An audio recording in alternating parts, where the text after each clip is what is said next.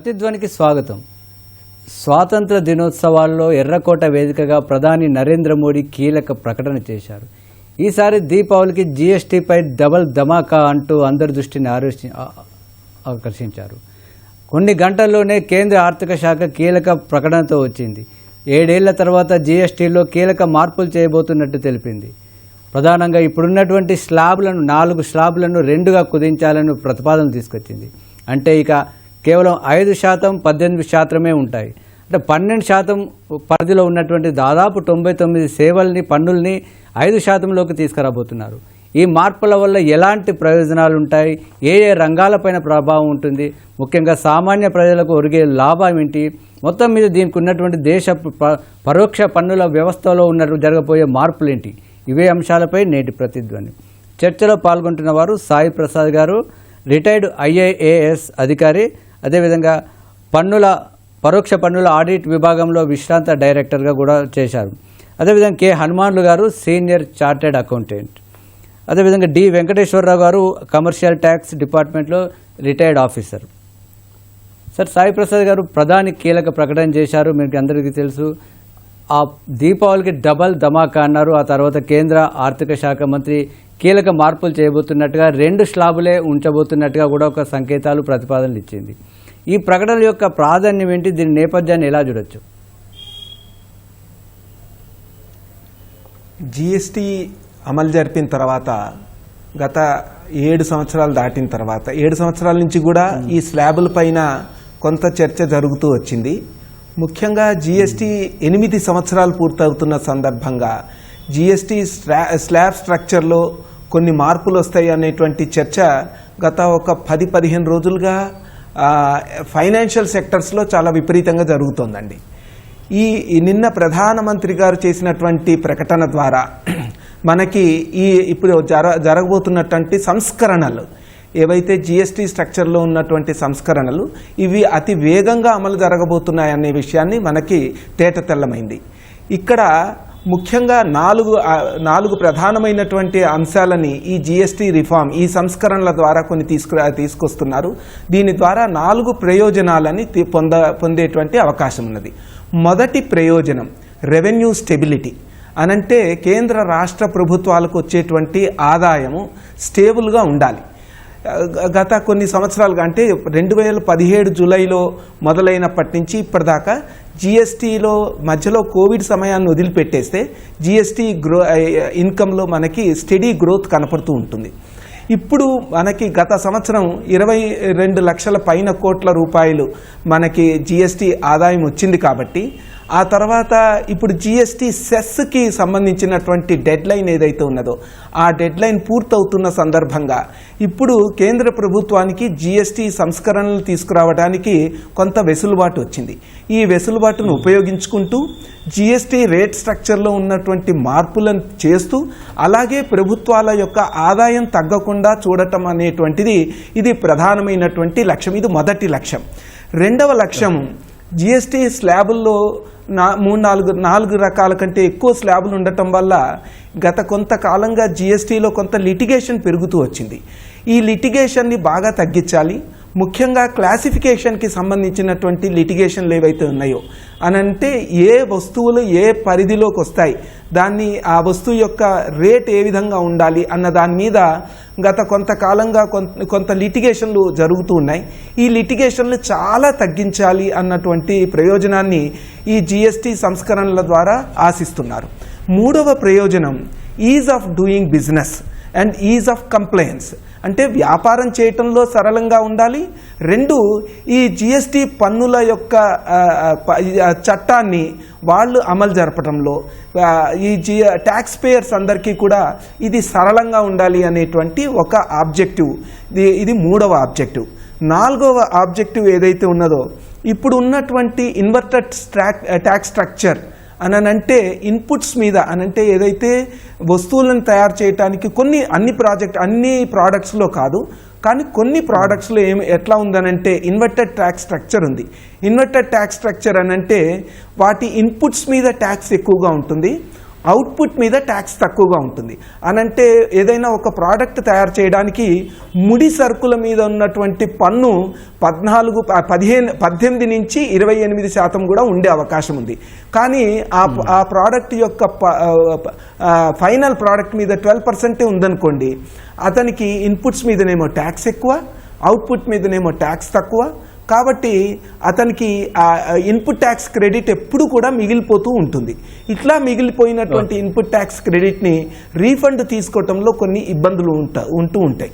So కాబట్టి ఇట్లాంటి anomalies ఏవైతే ఉన్నాయో, ఈ ఇన్వర్టెడ్ ట్యాక్స్ స్ట్రక్చర్లో ఉన్నటువంటి ఈ అనామలీస్ని అన్నిటిని కూడా తొలగించాలి అనేటువంటి ఇదొక ప్రయోజనం. ఈ 4 ప్రయోజనాలను పొందటానికి ఈ జిఎస్టీ స్ట్రక్చర్లో కొన్ని తీసుకొచ్చేటువంటి సంస్కరణలలో ఒకటి స్ట్రక్చర్లోనే, అంటే చట్టంలోనే కొంత సరళీకృతాన్ని తీసుకురావటం అన్నది ఒకటి. అంటే దాని ద్వారా అంటే ఏదైతే రేట్లు ఉన్నాయో ఆ రేట్లని 5% ఒకటి, తర్వాత 12% ఒకటి, ఈ 2% తీసుకొచ్చి ఇంకొకటి సిన్ గూడ్స్ అనేటువంటి ఒకటి ఉంటుంది. ఆ సిన్ గూడ్స్ యొక్క రేట్ స్ట్రక్చర్ 40% దాకా ఉండేటువంటి అవకాశం ఉంటుంది. ఆ తర్వాత ప్రెషర్ స్టోన్స్ మీద, గోల్డ్ మీద ఇప్పుడున్నటువంటి కన్సెషన్ రేట్ ఏదైతే ఉన్నదో అది అట్లాగే అంతకంటే తగ్గేటువంటి అవకాశం ఉన్నదండి. ఇలా దీంతో పాటు వారు వెంకటేశ్వరరావు గారు సార్ చెప్పినట్టుగా ఇవన్నీ మార్పులు జరగబోతున్నాయి. అయితే ఒకవేళ వచ్చే నెల ఈ ప్రతిపాదనని జిఎస్టీ మండలి ఆమోదించినట్లయితే ఇప్పుడున్న స్లాబ్లు అంటే 5, 12, 18, 28లో అసలు ప్రస్తుతం ఏ స్లాబ్లో ఏ వస్తువులు ఏ సేవలు ఉన్నాయి, ఒకవేళ సార్ అన్నట్టుగా కేంద్రం చెప్తున్నట్టుగా మార్పులు చేసినట్లయితే 2 స్లాబులు చేసినట్లయితే ఏవేవి ఎందులోకి వెళ్ళే అవకాశం ఉంటుంది సార్? అంటే ఇప్పుడు వస్తున్న సమాచారం బట్టి, అంటే సెంట్రల్ గవర్నమెంట్ ఇచ్చిన నోటిఫికేషన్ కానీ ప్రధానమంత్రి గారు చేసిన ప్రకటన గురించి చూస్తే 12% అనేది 91% ఆఫ్ గూడ్స్ ఇన్ 12%లో 99% 5%లోకి వెళ్తాయి, కొన్ని 18%లోకి వెళ్తాయి. అట్లానే 28%లో ఉన్నటువంటి గూడ్స్ 90% మీకు 18%లోకి వస్తాయి, కొన్ని 40%లోకి వస్తాయి. 40%లోకి వెళ్ళేవి ఓన్లీ టొబాకో ప్రోడక్ట్స్ మెయిన్గా చెప్తున్నారు. తర్వాత మోస్ట్లీ లగ్జరీ కార్స్ అవి వెళ్తాయి అని అంటున్నారు. వెళ్ళినా కానీ ఇప్పుడు 12%, 5%కి వచ్చే వాటిల్లో ఎక్కువగా 99% ఉన్నాయి. కాబట్టి మనకి మామూలుగా జనరల్గా కొన్ని మెడిసిన్స్, నోట్బుక్స్, బైసికల్స్, టెక్స్టైల్స్ కొన్ని 1000 rupees and above, footwear 1000 rupees and above, ఇవన్నీ కూడాను 12%లో ఉన్నాయి. అవన్నీ 5%లోకి వెళ్తాయి అనమాట. సో దానివల్ల కొంత ఇవన్నీ కూడా కామన్ మ్యాన్ ఉపయోగించాయి. ఇప్పుడు 5%లో ఉన్నాయి ఏంటంటే కామన్ మ్యాన్లో కూడా లో ఇన్కమ్ గ్రూప్ ఉండే వాళ్ళు వాడేటటువంటి వస్తువుల మీద 5% వేస్తున్నారు. తర్వాత కామన్ పీపుల్లో కొంచెం middle class, lower middle class వాడే వాటిని 12%లో పెట్టారు. ఇవన్నీ క్లబ్ చేసేసి ఇప్పుడు అన్ని 5%లో పెడుతున్నారు. కాబట్టి కామన్ మ్యాన్ వాడే అన్ని గూడ్స్ కూడాను మీకు 5%లోకి వస్తాయి. దానివల్ల చాలా వరకు కామన్ మ్యాన్కి ట్యాక్స్ బర్డెన్ తగ్గుతుంది, వాళ్ళ పొదుపు పెరుగుతుంది అనమాట. బేసిక్గా మనకి ఇది దేంట్లో వచ్చినాయి అంటే, మనకి ఇప్పుడు అమెరికాకి మనకి ట్యాక్స్ వార్ జరుగుతుంది. ట్యాక్స్ రేట్, మన ఇంపోర్ట్ డ్యూటీస్ పెంచడం ఇవన్నీ కూడాను, దానికి మన ఎక్స్పోర్ట్స్ కొంచెం దెబ్బతినే పరిస్థితి ఉంది. దెబ్బతినవు ఏదో కొంత డిప్లొమసీ ద్వారా కొంత ప్రయత్నాలు జరుగుతున్నా ఎంతో కొంత ఎక్స్పోర్ట్స్ మీద ప్రభావం జరుగుతుంది. దానికి విరుగుడుగా మనకి దేశీయ డిమాండ్, అంటే మన లోకల్ డిమాండ్ కూడా పెంచడం అనేది ఒక లక్ష్యంగా పెట్టుకున్నారనమాట. లోకల్ డిమాండ్ పెరగాలంటే ట్యాక్స్ రేట్లు తగ్గితే లోకల్ డిమాండ్ పెరుగుతుంది అనేది ఒక ఆలోచన అనమాట. ఈ ట్యాక్స్ రేట్లు తగ్గించడం అది దృష్టిలో పెట్టుకొని కూడా చేస్తున్నారు అనమాట. ఇవన్నీ కూడా కామన్ మ్యాన్కి చేస్తున్నాయి. ఇప్పుడు 28 నుంచి 40% పోయినా కానీ అది పెద్దగా వచ్చేది పెద్దగా మార్పు ఏమి ఉండదు. ఎందుకంటే ఇప్పుడు 28%తో పాటు కాంపెన్సేషన్ సెస్ అని రకరకాల గూడ్స్ మీద రకరకాల, ఇప్పుడు టొబాకో ప్రోడక్ట్స్ ఉన్నాయనుకోండి, దాంట్లో దగ్గర 60% ఆ పైన ఈ కాంపెన్సేషన్ సెస్ ఉంది. కాంపెన్సేషన్ సెస్ ఏంటంటే జిఎస్టీ ప్రవేశపెట్టినప్పుడు స్టేట్స్కి ఏదన్నా కనుక ఆదాయంలో లోటు వస్తే ఈ కాంపెన్సేషన్ సెస్ల ద్వారా వచ్చిన ఆదాయాన్ని స్టేట్స్కి ఇవ్వటం ద్వారా వాళ్ళ యొక్క లోటుని తగ్గించడం అన్నమాట. ఈ కాంపెన్సేషన్ సెస్ 5 సంవత్సరాలు అన్నారు, అది 22లో అయిపోయింది. అయినా కానీ మన కోవిడ్ టైంలో కాంపెన్సేషన్ సెస్ పే చేయడానికి కొంత సెంట్రల్ గవర్నమెంట్ అప్పులు చేసింది. అప్పులు తీర్చడానికి కాంపెన్సేషన్ సెస్ని ఇంకా పెంచుకుంటూ వచ్చారు. ఇది 26కి అయిపోద్ది మార్చికి. కానీ ఇప్పుడు ప్రభుత్వ ప్రకటన ప్రకారం రేపు దీపావళితోటి కాంపెన్సేషన్ సెస్ కూడా తీసేస్తారు. కాంపెన్సేషన్ తీసేసి ఆ మేరకి దాన్ని తీసుకెళ్లి 28% గూడ్స్ మీద కలిపితే అది రఫ్గా 40% అవుతుంది. ఆ 40% కంటిన్యూ అవుతుంది అనమాట. కాబట్టి మనకి ఎఫెక్ట్, నెట్ ఎఫెక్ట్ 12%, 28% నుంచి 18%, 12 వచ్చే దాంట్లో ఎక్కువగా ఉంటాయి. ఇవన్నీ కూడా కామన్ మ్యాన్ వాడేయాలన్నమాట. అది ఓకే హనుమాన్లు గారు, అంటే సార్ అన్నట్టుగా కామన్ మ్యాన్కు ఉపయోగం అంటుందా అన్నారు. అంటే కామన్ మ్యాన్కు డైరెక్ట్గా ఏ విధంగా ఉపయోగం ఉంటుంది, అంటే ఏ వస్తువులు పెరుగుతాయి, ఏ వస్తువులు తగ్గుతాయి అనే కోణంలో చూస్తే ఎలాంటి ప్రయోజనం ఉంటుంది? అదే కేంద్ర ప్రభుత్వం మాత్రం పరిశ్రమలకు ఊతం ఇవ్వడం, వినియోగాన్ని పెంచడం ఒక ప్రధాన లక్ష్యం అని చెప్తుంది. అయితే మొత్తం మీద కామన్ మ్యాన్కు, సామాన్యుడికి వచ్చే డైరెక్ట్గా ఉపయోగం ఏముంటుంది? ఇది మొత్తం పరోక్ష పన్నులండి. పరోక్ష పన్నులు అంటే భారతదేశంలో ఉన్న 140 కోట్ల మంది పన్ను చెల్లిస్తారు. అంటే ఏ వ్యక్తి అయినా కానీ తక్కువ విలువ గల వస్తువు కూడా తక్కువ చెల్లిస్తారు, ఎక్కువ విలువ వస్తువు ఉంటే ఎక్కువ పన్ను చెల్లిస్తారు. కాబట్టి ఎంత తక్కువగా ఈ పరోక్ష పన్నులు ఉంటే వినియోగదారుడికి అంత ప్రయోజనం ఉంటుంది. కాబట్టి ఈ ప్రయోజనాన్ని ఎక్కువ మందికి పెంచాలి, ప్రభుత్వం వాళ్ళు చెల్లించే పన్నులు తగ్గించాలనే ఉద్దేశంతో కేంద్ర ప్రభుత్వము ఈ యొక్క ఆలోచన చేసుకురావడం జరిగింది, ఈ యొక్క ప్రపోజల్ తీసుకురావడం జరిగింది. ఇంకన్నిటికంటే ముఖ్యమైనది మా భారతదేశంలో ఎగుమతుల్లో సర్వీస్ రంగం, సేవా రంగం అనేది ఎక్కువ పర్సెంటేజ్ ఉంటుంది. అదేవిధంగా మన దగ్గర ఇండియాలో షేర్ ఆఫ్ జీడిపిలో కూడా సేవా రంగం ఎక్కువగా ఉంది. దాని మీద ట్యాక్స్ అయితే ఇప్పుడు రెంట్స్ కానీ, లేకపోతే లీజ్ కానీ, లేకపోతే సేవా రంగం ఏదైతే సర్వీస్ సెక్టర్ ఏదైతే ఉందో దాంట్లో 18% సర్వీస్ ట్యాక్స్ ఉంది. దాన్ని తగ్గించే అవకాశం ఎక్కువగా ఉందని నా ఉద్దేశం. ఆ 18% తగ్గించి 12 తీసుకొచ్చినా కానీ సేవా రంగంలో కూడా ఉన్న వాళ్ళకి మంచి ప్రయోజనం వస్తుంది. అదే వినియోగదారులకు, అంటే ఇప్పుడు మీరు లాడ్జ్కి రెంట్ తీసుకున్నా కానీ, అద్దె చెల్లించినా కానీ, లేకపోతే మెకానిక్ సర్వీస్ తీసుకున్నా కానీ, ఏ సర్వీస్ తీసుకున్నా కానీ, కమర్షియల్ సర్వీస్ ఏది తీసుకున్నా కానీ దాని 18% జీఎస్టీ ఉంది. దాన్ని తగ్గించడం వల్ల వినియోగదారుడికి, ఇప్పుడు ఇన్సూరెన్స్ చూస్తారు, హెల్త్ ఇన్సూరెన్స్ పైన 18% జీఎస్టీ ఉంది. అది తగ్గించమని నితిన్ గడ్కరీ లాంటి మంత్రి గారికి అడిగారు. అంటే ఇలాంటి వాటి తగ్గిస్తే చాలా మంది ప్రయోజనం చేకూరే అవకాశం సేవారంగం గురించి. అదే మాదిరిగా మనకు ఈ యొక్క ఇండైరెక్ట్ ట్యాక్స్ అనేది పరోక్ష పన్ను కాబట్టి సాధ్యమైనంత తక్కువ బర్డెన్ ఉండాలి వినియోగదారుల పైన. మీరు ఇన్కమ్ ట్యాక్స్ అనేది పేయింగ్ కెపాసిటీ ఉన్న వాళ్ళు కడతారు కాబట్టి అది సమస్య లేదు. కానీ వినియోగదారులు అనేది తక్కువ బర్డెన్ ఉండాలి. కాబట్టి ఆ తక్కువ 2017 తీసుకొచ్చిన ట్యాక్స్ 8 సంవత్సరాల తర్వాత ఇది ఇంకెప్పుడో తీసుకురావాల్సిన మార్పు, ఇది ఇప్పుడు తీసుకొస్తున్న మార్పు ఆలోచిస్తున్నారు. కాబట్టి ఎందుకంటే గవర్నమెంట్ అనుకున్న రెవెన్యూ కంటే ఎక్కువ వస్తుంది, కానీ రెవెన్యూ గురించి ఆలోచించకూడదు. ఇక్కడ ప్రజలకు ఎంత ప్రయోజనం కలుగుతుందో ఆలోచించాలి, కానీ రెవెన్యూ గురించి ఆలోచించకూడదు. ఇంకోటి ఏంటంటే ఇంప్లిమెంటేషన్, దీన్ని ఒక చట్టాలను అమలు చేయడం అనేది, ట్యాక్స్ ఎవేజన్ ఎంతగా తగ్గుతుంది, ఎంతగా ట్యాక్స్ ఎవేజన్ లేకుండా చేయడం అతి ముఖ్యం అన్నమాట. ట్యాక్స్ కట్టని వాళ్ళకి ఉన్న గ్యాప్ చాలా తక్కువగా ఉండాలి, అప్పుడు ట్యాక్స్ ఎవేజన్ తగ్గుతుంది. అదేవిధంగా డిజిటలైజేషన్ వచ్చిన తర్వాత ఈ యొక్క మొత్తం ఇన్ఫర్మేషన్ అంతా ఆన్లైన్ అయిపోయింది. కాబట్టి ఈ యొక్క జిఎస్టీ యొక్క ఇన్ఫర్మేషన్ మొత్తం కూడా అందరికీ షేర్ చేస్తున్నారు ఇప్పుడు. అంటే ఇన్కమ్ ట్యాక్స్ డిపార్ట్మెంట్కు, బ్యాంక్స్ కానివ్వండి, లేకపోతే మిగతా అన్ని రెగ్యులేటర్స్ షేర్ చేయడం వల్ల తప్పించుకునే అవకాశం చాలా తగ్గింది. కాబట్టి జిఎస్టీలో ఎవేజన్ తగ్గే అవకాశం ఉంది. దాని కొరకు రెవెన్యూ పెరిగే అవకాశం ఉంది. మనకు జిఎస్టీ రెవెన్యూ పెరిగాలని ఆలోచించకూడదు, జిఎస్టీ రెవెన్యూ తగ్గాలని ఆలోచించాలి. ఎందుకంటే మొత్తం భారతదేశంలో 140 కోట్ల మందికి ప్రయోజనం చేకూరుతుంది. ఇది ఒక ముఖ్యమైన విషయం. అదే మాదిరిగా రేట్ రేషనలైజేషన్ కూడా ఇంపార్టెంట్. ఆ రేట్ రేషన్ కూడా తగ్గించడం అని 20% నుంచి ఇప్పుడు కన్స్ట్రక్షన్, రియల్ ఎస్టేట్లో కన్స్ట్రక్షన్ ఏదైతుందో, ఇమ్మూవబుల్ ప్రాపర్టీ మీద అయితే ఇన్వెస్ట్మెంట్ చేస్తారో దాని మీద 28% ట్యాక్స్ ఉందని. అదే మాదిరిగా కొన్ని తగ్గించారనుకోండి, ఆ రియల్ ఎస్టేట్ మీద కూడా రేట్ తగ్గే అవకాశం ఉంటుంది. ఓకే సాయి ప్రసాద్ గారు, అంటే ఈ స్లాబులను ఇప్పుడున్నటువంటి 4 స్లాబులను 2 స్లాబులను తగ్గించడం వల్ల వ్యవస్థాగతంగా జరిగే ప్రయోజనాలు ఏంటి సార్? అంటే పన్నుల వ్యవస్థలో ఉన్నటువంటి పారదర్శకత తీసుకురావడానికి, మరింత సరళీకృతం చేయడానికి ఎంతవరకు ఉపయోగపడతాయి? ఈ నెంబర్ ఆఫ్ స్లాబులు తగ్గించడం వల్ల చాలా ప్రయోజనాలు ఉన్నాయండి. మొదటి ప్రయోజనం, మనము డొమెస్టిక్ డిమాండ్ని పెంచగలుగుతాం. అంటే మీరు గత కొన్ని నెలలుగా జరుగుతున్నటువంటి ప్రక్రియ ఏదైతే మీరు చూస్తుంటారో, ఒకటి డైరెక్ట్ ట్యాక్సెస్లో కూడా కొంత సరళీకృతం తీసుకొస్తున్నారు. మొన్న బడ్జెట్లో కూడా ఇన్కమ్ ట్యాక్స్ రేట్లను బాగా తగ్గించారు.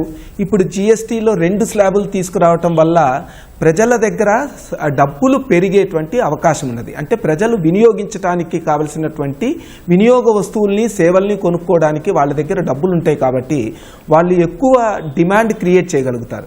డిమాండ్ ఎప్పుడైతే ఎక్కువ అవుతుందో అప్పుడు ప్రొడక్షన్ పెరుగుతుంది. ప్రొడక్షన్ పెరగాలి అంటే అప్పుడు ఇన్వెస్ట్మెంట్స్ పెరుగుతాయి. ఇన్వెస్ట్మెంట్స్ పెరిగితే ఎంప్లాయ్మెంట్ పెరుగుతుంది.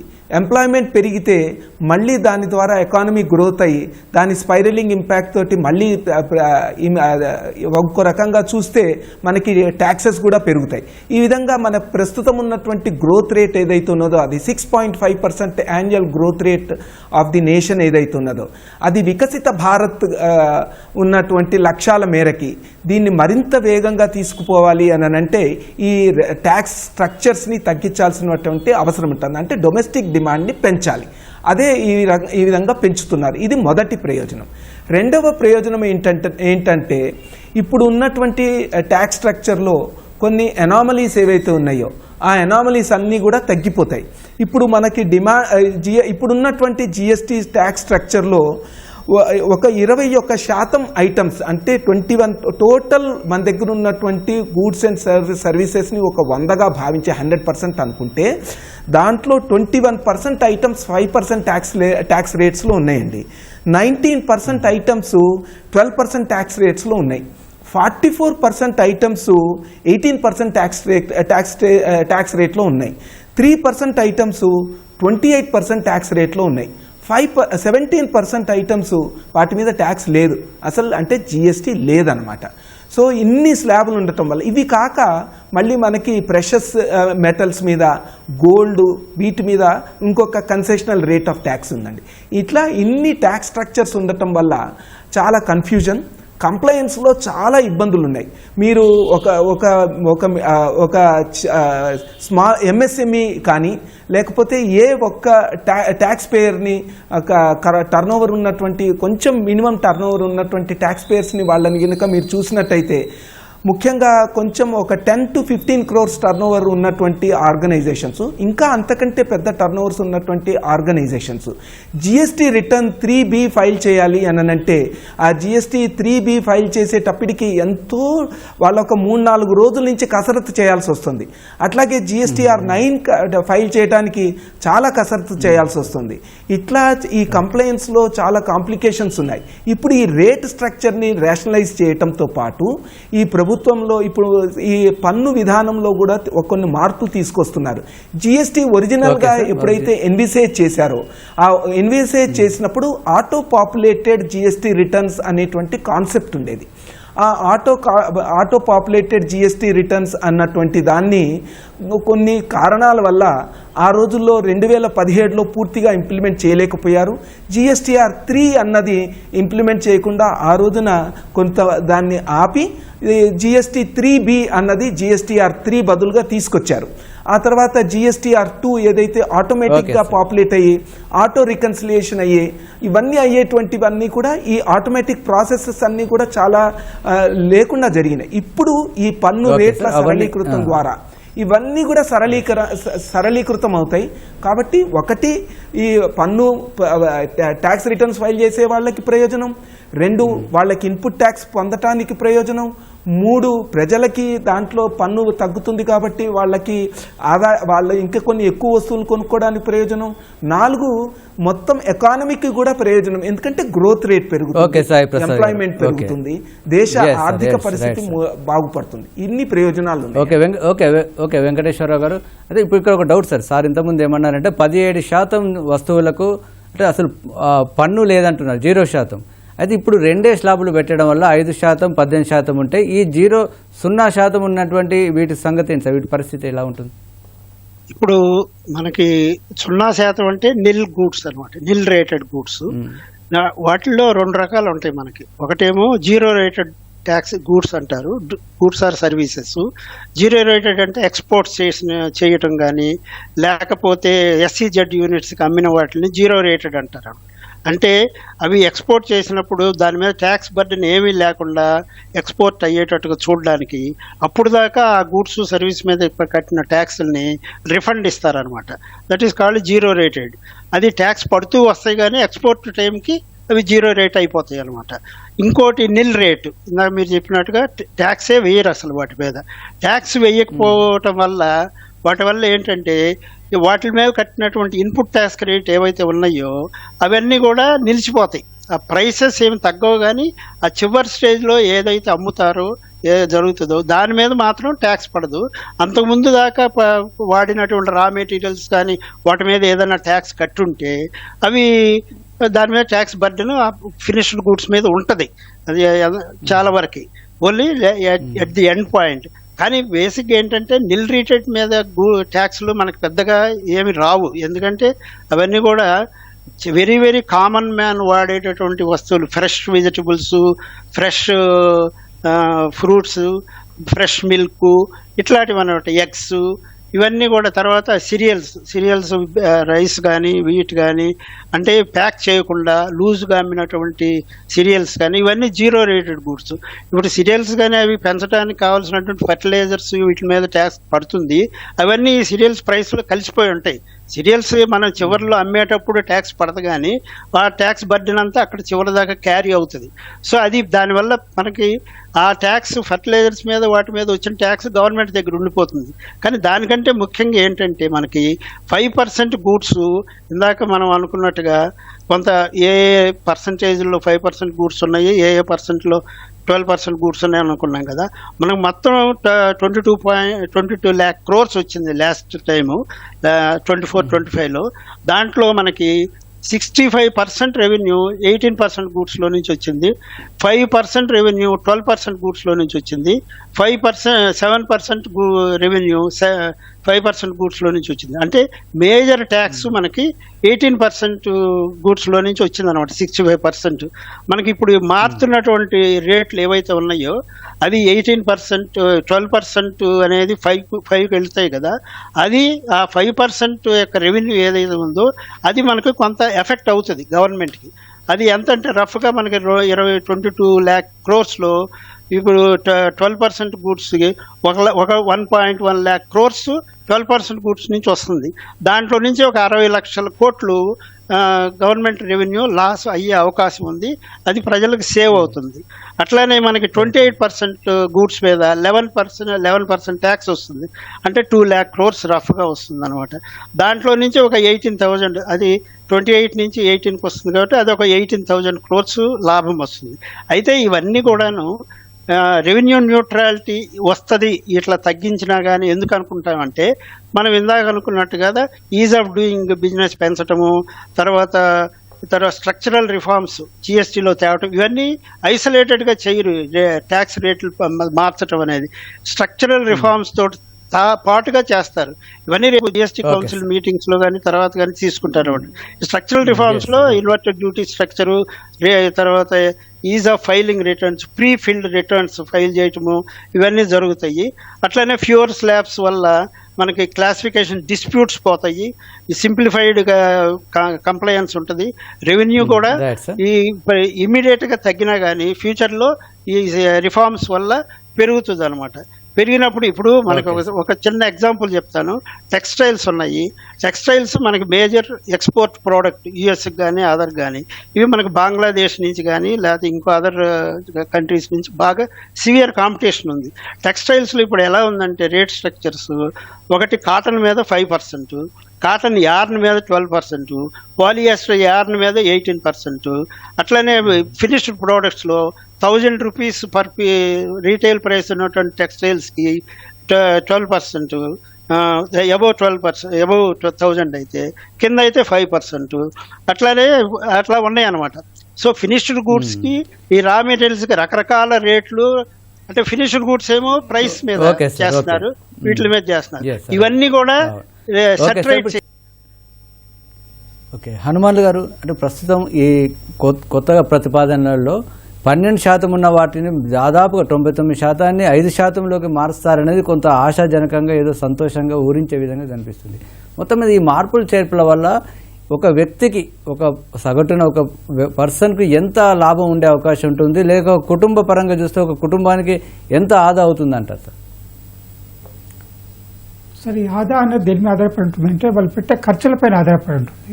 అంటే కొన్ని ఖర్చులు, మన టూత్ పేస్ట్ అనుకోండి, లేకపోతే రెగ్యులర్ వాడే సోప్స్ కానివ్వండి, షాంపూస్ కానివ్వండి, ఏదైతే ఫర్నిచర్ కొంటామో ఇవన్నీ కూడా మెషినరీ ఐటమ్. దాని మీద ట్యాక్స్ రేటు ఇంతకుముందు 12% చెల్లించాలి, 5%కి వచ్చిందనుకోండి. ఒక 10,000 సంవత్సరానికి ఖర్చు పెట్టే అప్పుడు 1,200 చెల్లించే వాళ్ళు ఇప్పుడు 500 చెల్లిస్తారు. అంటే 700 మిగిలే అవకాశం ఉంది.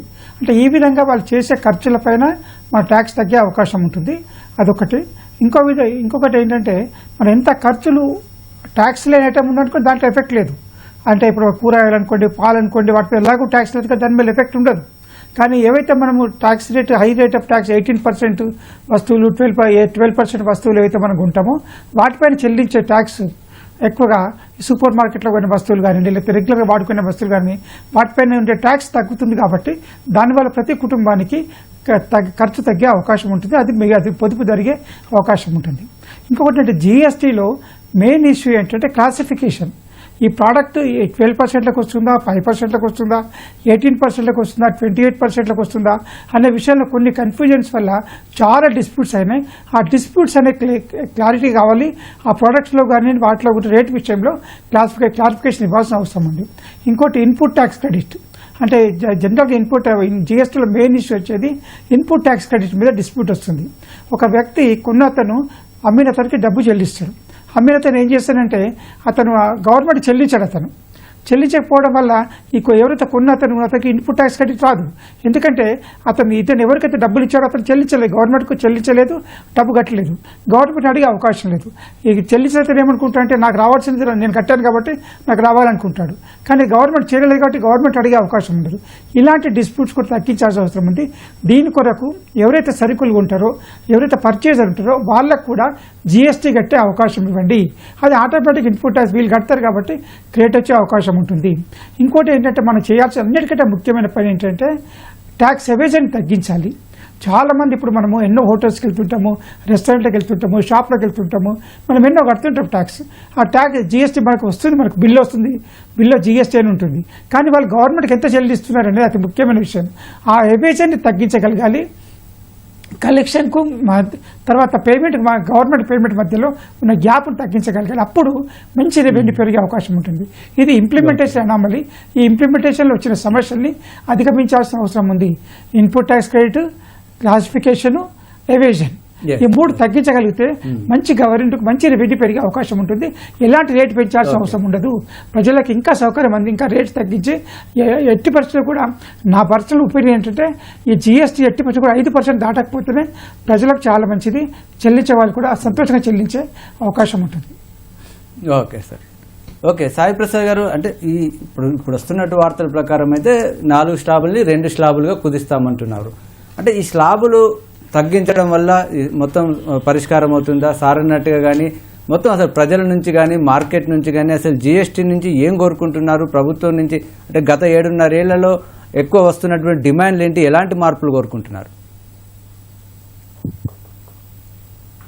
జనరల్గా ప్రజలు కోరుకునేటువంటి జీఎస్టీలో కానీ ఏ పన్ను విధానంలో అయినా కానీ ప్రజలు ఏం కోరుకుంటారంటే పన్ను ఎంత సరళంగా ఉండగలిగితే అంత సరళంగా ఉండాలి. అది మొదలుగా ఫస్ట్ ప్రజలు కోరుకునేటువంటిది మొదటిది. 2, పన్ను ఎంత తక్కువగా ఉండగలిగితే అంత మంచిది. వాళ్ళు పన్ను చాలా తక్కువగా ఉండాలి అని కోరుకుంటారు. 3, పన్నులో పారదర్శకత ఉండాలి. అంటే ఏదైతే పన్నులు వసూలు చేసేటువంటి విధానంలో ఆ విధానం చాలా పారదర్శకంగా ఉండాలి అని చెప్పి ప్రజలు కోరుకుంటారు. ఆ తర్వాత ఈ ప్రజలు ఇంకొకటి కోరుకునేది ఏంటంటే పన్ను వసూలు చేసినటువంటి ప్రతి పైసా కూడా అది ప్రభుత్వ ఖజానాలోకి వెళ్తుంది, అది సద్వినియోగం అవ్వాలి అని కూడా ప్రజలు కోరుకుంటూ ఉంటారు. ఇట్లా ప్రజలు ఈ పన్ను రేట్ల నుంచి, పన్నుల విధానం నుంచి అనేక రకాలమైనటువంటి అంశాలను కోరుకుంటూ ఉంటారు. ఉదాహరణకి ఇప్పుడు మనము ఈ రేట్ అంటే అన్ని సమస్యలకి ఒకేసారి పరిష్కారం లభించటం అన్నది చాలా కష్టం. అయితే ఇప్పుడున్నటువంటి పరిస్థితుల్లో ఈ పన్నుల విధానంలో సంస్కరణలు తీసుకురావడం వల్ల మనం ఎప్పుడైనా సరే పన్ను రేట్లను తగ్గించి పన్నుల విధానంలో సంస్కరణలు చేపట్టిన ప్రతిసారి కూడా ప్రభుత్వానికి ఆదాయం పెరుగుతూ వచ్చింది. మనం ఆర్థిక సంస్కరణలు పెట్టినటువంటి తొలి రోజుల్లో రాజా చెల్లయ్య కమిటీ రికమెండేషన్స్ ప్రకారం ఆ రోజున జరిగినటువంటి సంస్కరణల ద్వారా పన్ను రేట్లు తగ్గించడం ద్వారా ప్రభుత్వ ఆదాయం గణనీయంగా పెరిగింది. అలాగే పన్ను రేట్లు తగ్గించినటువంటి ప్రతిసారి కూడా ప్రభుత్వ ఆదాయము పెరుగుతుంది. దానికి కారణం ఏంటంటే ప్రజలు కంప్లైంట్స్ లెవెల్స్ పెరుగుతూ ఉంటాయి. ఇప్పుడు కూడా 12% రేట్ల నుంచి 5% రేట్లోకి తీసుకొచ్చారనుకోండి. ఇప్పుడు ఉదాహరణకి మనము 1,00,000 రూపాయలు నెలకి ఆదాయం వచ్చేటువంటి ఒక కుటుంబం ఉంది అని అనుకుందాం. 1,00,000 రూపాయలు ఆదాయం వచ్చేటువంటి కుటుంబంలో దాదాపు ఒక 70-75 వేల రూపాయలని వాళ్ళు గినక 12% పన్ను రేట్లు వచ్చేటువంటి ఐటమ్స్ మీద ఖర్చు పెడుతున్నారనుకోండి. అప్పుడు వాళ్ళు ప్రభుత్వానికి 9,000 రూపాయలు ప్రతి నెల కూడా ఈ పరోక్ష పన్నుల ద్వారా చెల్లిస్తున్నట్టు అవుతుంటుంది. దాన్ని ఇప్పుడు ఈ ఒకేసారి 5% పన్ను రేట్లోకి తీసుకురావడం వల్ల దానివల్ల 5,000 రూపాయలు వాళ్ళకి మిగులుతాయి నెలకి అని అంటే సంవత్సరానికి 60,000 రూపాయల లాభం అనమాట. That is a great advantage for the citizen. So సిటిజన్కి పన్ను రేటు తగ్గిన ఇంపాక్ట్ తెలుస్తుంది. తర్వాత కంప్లైంట్స్ లెవెల్ పెరుగుతాయి. ఆటో పాపులేషన్ అనేటువంటి కాన్సెప్ట్ని సిఏజీ కూడా గతంలో ఆడిట్ రిపోర్ట్లలో చాలాసార్లు చెప్పారు. మీరు మొదట్లో అనుకున్న విధానంగా ఆటో పాపులేటెడ్ రిటర్న్స్ విధానాన్ని ఇంప్లిమెంట్ చేయండి అని చెప్పి రికమెండేషన్స్ ఇచ్చారు. ఇప్పుడు ఈ స్ట్రక్చర్లో వచ్చేటువంటి మార్పుల ద్వారా ఆటో మ్యాచింగ్ కాన్సెప్ట్ అనేటువంటి విధానం ద్వారా పన్నుల విధానంలో సరళీకరణ, పారదర్శకత ఈ రెండు కూడా వస్తాయి. కాబట్టి ప్రజలు కోరుకునేటువంటి అంశాల్లో చాలా వరకు అడ్రస్ అయ్యేటువంటి అవకాశం ఉన్నదండి. Yes sir. Okay Venkateswara sir, ప్రస్తుతం దేశ ఆర్థిక వ్యవస్థ అనేక సవాళ్లు ఎదుర్కొంటుంది. కొత్తగా మరోవైపు అమెరికా నుంచి సుంకాల బెదిరింపులు వస్తున్నాయి. ఈ సమయంలో జీఎస్టీలో మార్పులు అసలు దేనికి సంకేతం? ఈ సమయంలోనే ఈ ప్రకటన యొక్క నేపథ్యం, ఒక ముఖ్య ఉద్దేశం ఏంటి సార్?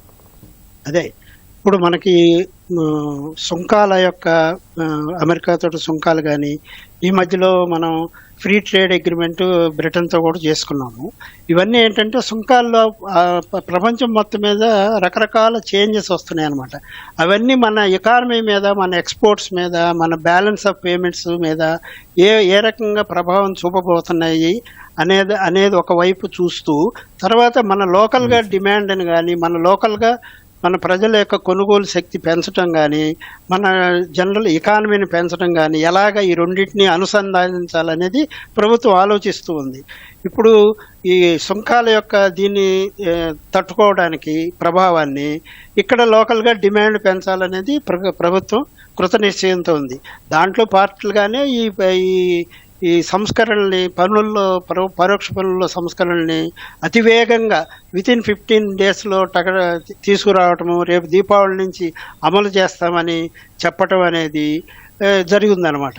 ఇప్పుడు మనం భారతదేశం ప్రపంచం మొత్తం మీద ఇప్పుడు 4వ పెద్ద ఆర్థిక వ్యవస్థగా అవతరించింది. మోర్ దాన్ 4 ట్రిలియన్ డాలర్స్ని మించింది. మొన్న జపాన్ కూడా క్రాస్ అయ్యి మనం 4 మిలియన్ దీన్ని దాటామన్నమాట.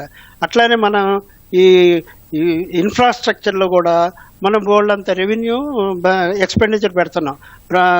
ఎక్కువగా మన సెంట్రల్ గవర్నమెంట్ కానీ, స్టేట్ గవర్నమెంట్స్ కానీ ఎక్స్పెండిచర్లు, మిగతా ఎక్స్పెండిచర్ బాగా ఇన్ఫ్రాస్ట్రక్చర్ మీద చాలా ఎక్కువ ఫోకస్ చేస్తున్నారు అన్నమాట. తర్వాత ఇప్పుడు ఇన్ఫ్లేషన్ కూడా మనకు బాగా తగ్గిపోయింది. ఇప్పుడు 1.55% కింద కన్జ్యూమర్ ప్రైస్ ఇండెక్స్ పర్సంటేజే ఉంది. ఆర్బీఐ పెట్టినటువంటి 4% కూడా లిమిట్ కంటే కూడా చాలా తక్కువగా ఉంది. ఇది ఒక రకంగా ఏంటంటే డిఫ్లేషన్ అనమాట. ఇన్ఫ్లేషన్ కంటే డిఫ్లేషన్కి వచ్చింది. అది కూడా మంచిది కాదు. దీన్ని కూడా అధిగమించడానికి మనం డిమాండ్ క్రియేట్ చేయాలి. డిమాండ్ క్రియేట్ చేయాలంటే ఖచ్చితంగా రేట్లు తగ్గించాలి. రేట్లు తగ్గించినంత మాత్రాన మళ్ళీ రెవెన్యూ న్యూట్రాలిటీ పోగొట్టుకొని గవర్నమెంట్ రెవెన్యూస్ కంప్లీట్గా తగ్గిపోతే మళ్ళీ రకరకాల ప్రాజెక్టులకి, గవర్నమెంట్ ఖర్చులకి ఇది ఉండదు, ధనం ఉండదు అనమాట. అందుకని ఈ రెండింటిని బ్యాలెన్స్ చేయాలి. రెండింటిని బ్యాలెన్స్ చేసే క్రమంలో ఈ స్ట్రక్చరల్ రిఫార్మ్స్ తేవటము, ఈ పరోక్ష పన్నులు ప్రత్యక్ష పన్నులు రెండింటిలో కూడా స్ట్రక్చరల్ రిఫార్మ్స్ తేవటము. ఇప్పుడు కొత్తగా ఇన్కమ్ ట్యాక్స్ బిల్లు కూడా పెట్టారు, మనం పాస్ అయింది. దాంట్లో రిఫార్మ్స్ తీసుకొచ్చారు. ఇప్పుడు పరోక్ష పన్నుల్లో రిఫార్మ్స్ తీసుకొచ్చారు. మొత్తం ఎకానమీలో రిఫార్మ్స్ అన్ని తీసుకొచ్చి మనది ఒకవైపు గ్రోత్ పెరగటమే కాకుండా individual personal per capital GDP కూడా పెరగటానికి అవకాశం ఉంటుంది అనమాట. దాని వైపుగా దిశగా పోయే క్రమంలోనే ఈ రేట్స్ని మనం చూడాలన్నమాట. ఈ రేట్స్ వల్ల మనకి ఇనిషియల్గా రెవెన్యూ తగ్గినట్టు కనపడినా కానీ ఖచ్చితంగా ఒక 1 or 2 yearsలో రెవెన్యూ మామూలుగా మన గ్రోత్ రేట్ ఇప్పుడు దాకా జిఎస్టీలో 10% అబౌవ్ 2 digit గ్రోత్ రేటు అది కంటిన్యూ అవుతుంది. అది కంటిన్యూ అయితే మనకి స్టేట్స్ కూడా బాగా రెవెన్యూ వస్తుంది అనమాట, డివల్యూషన్లో కానీ లేకపోతే ఎస్జిఎస్టీ రూపంలో కానీ. కాబట్టి ఈ సంస్కరణలో పార్ట్ అనమాట, ఇది సంస్కరణల పార్ట్. కాబట్టి మిగతా సంస్కరణల యొక్క ఇంప్లిమెంటేషన్లో ఏవైతే ఫలితాలు ఇవి వస్తాయో మనకి ఈ రేట్ స్ట్రక్చర్ని రివైజ్ చేయడంలో కూడా వచ్చే ఫలితాలు మనకి పాజిటివ్గా ఉంటాయి అన్నమాట.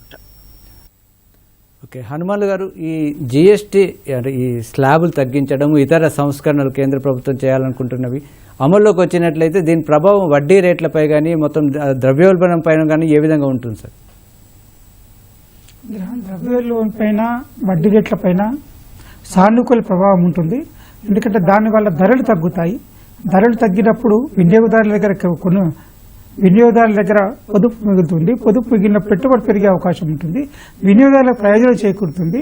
డిమాండ్ పెరుగుతుంది. అంటే మనకు ఒక ప్రజలు చెల్లించే ధరలు తగ్గడం వల్ల ప్రజలకు మంచి ఉపయోగం కలుగుతుంది. దానివల్ల ద్రవ్యోల్బణం తగ్గుతుంది. ఇలాంటివి అన్ని కూడా మనకు ప్రయోజనకారిగా ఉండే అవకాశం ఉంటుంది.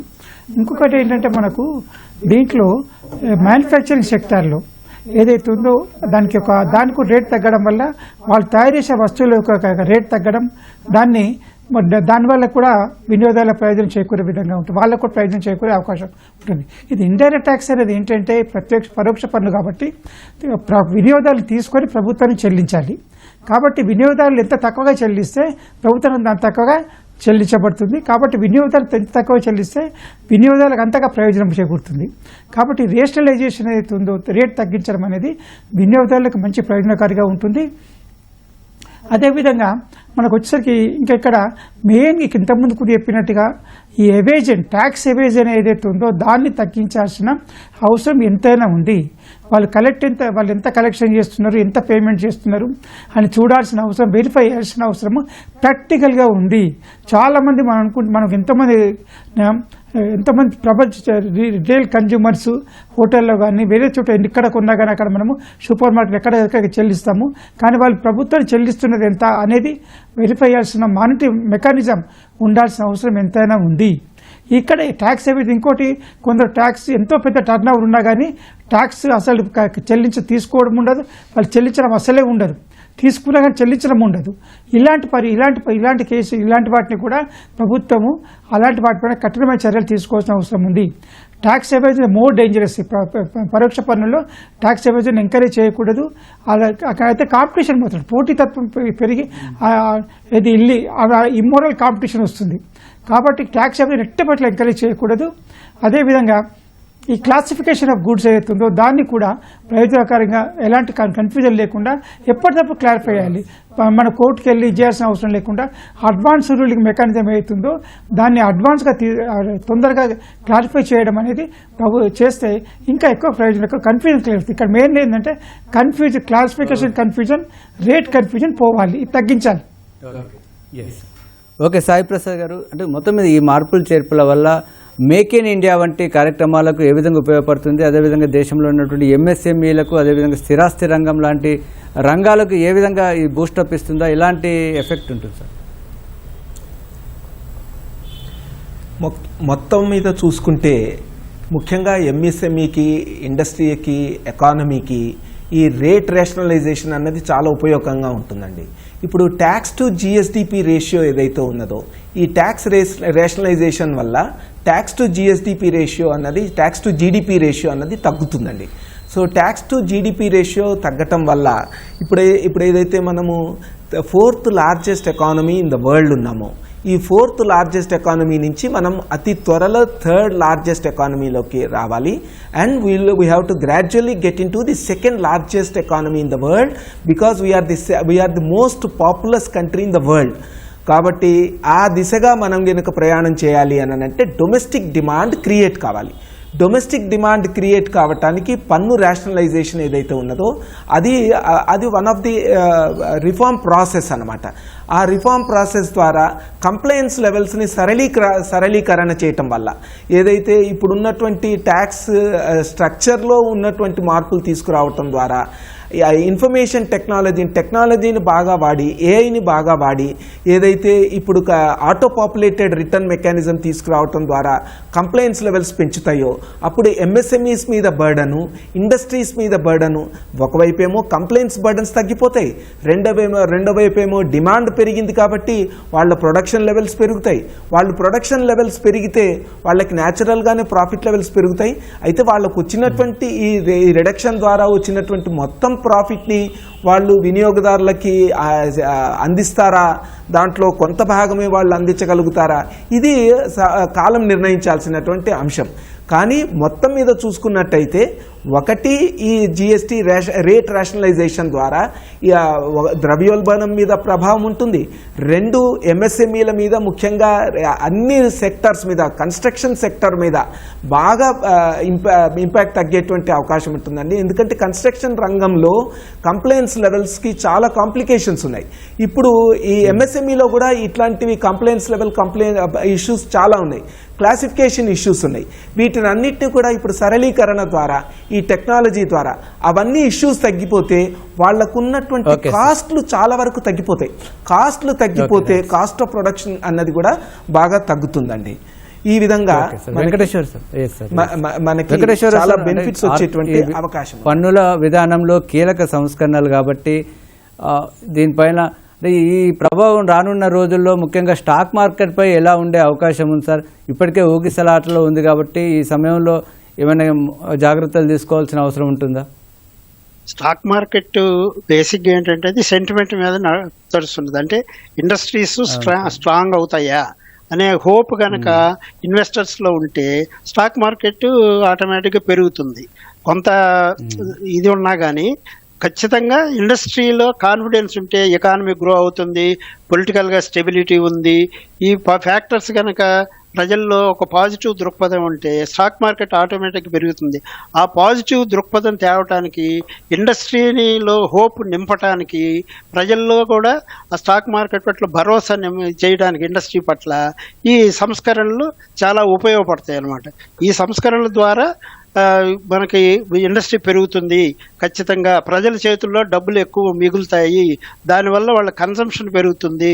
ఇప్పటికే మనకి మొత్తం వరల్డ్లో కన్సంప్షన్ ఇన్ఈక్వాలిటీ, మొన్న వరల్డ్ బ్యాంక్ వాళ్ళు చెప్పిన దాని ప్రకారం భారతదేశంలో కన్సంప్షన్ ఇన్ఈక్వాలిటీ చాలా తక్కువ ఉందన్నమాట. అంటే మనం ఫోర్త్ ప్లేస్లో ఉన్నాం.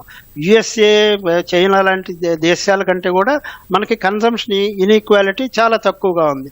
అంతేకాకుండా మన ఈ గత 10 సంవత్సరాల్లో 2013, 14 నుంచి 24, 25 వరకు ఒక దగ్గర ఒక 171 మిలియన్ పీపుల్, అంటే 17 కోట్ల మంది పైన పావర్టీలో నుంచి బయటకు వచ్చారు.